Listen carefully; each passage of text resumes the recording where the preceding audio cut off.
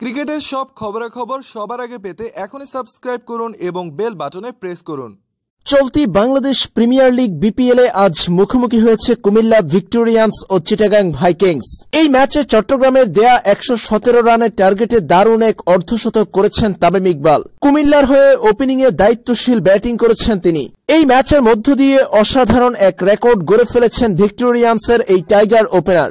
বাংলাদেশিদের মধ্যে টি-20তে এখন সবার সেরা তামিম ইকবাল। প্রথম বাংলাদেশি হিসেবে টি-20তে ৫,০০০ রানের এলিট ক্লাবে পৌঁছে গেছেন তামিম। চিটাগাং ভাইকিংসের বিপক্ষে মাঠে নামার আগে তামিম ইকবালের টি-20 রান ছিল ৪,৯৭৫ রান, আর এই ম্যাচে মাঠে নেমেই মাইল ফলকে পৌঁছে গেছেন তামিম। চিটাগাং ভাইকিংসের বিপক্ষে আজ ৫১ বলে ৫৪ রানের দারুণ এক ইনিংস খেলেছেন তিনি, যার মাধ্যমে তামিমের বর্তমান টি-20 রান ৫,০২৯। টি-20তে ৫,০০০-এর এলিট ক্লাবে নেই আর কোন বাংলাদেশি। একমাত্র বাংলাদেশি হিসেবে তামিম ইকবাল পৌঁছে গেলেন এই মাইল ফলকে। তবে তামিমের মাইল ফলকের কাছাকাছি আছেন বিশ্বসেরা অলরাউন্ডার সাকিব আল হাসান। টি-20তে সাকিব আল হাসানের রান ৪,৬৬৭। তামিম ইকবালের মাইল ফলক স্পর্শ করার দিনে জয় পেয়েছে কুমিল্লা ভিক্টোরিয়ান্স।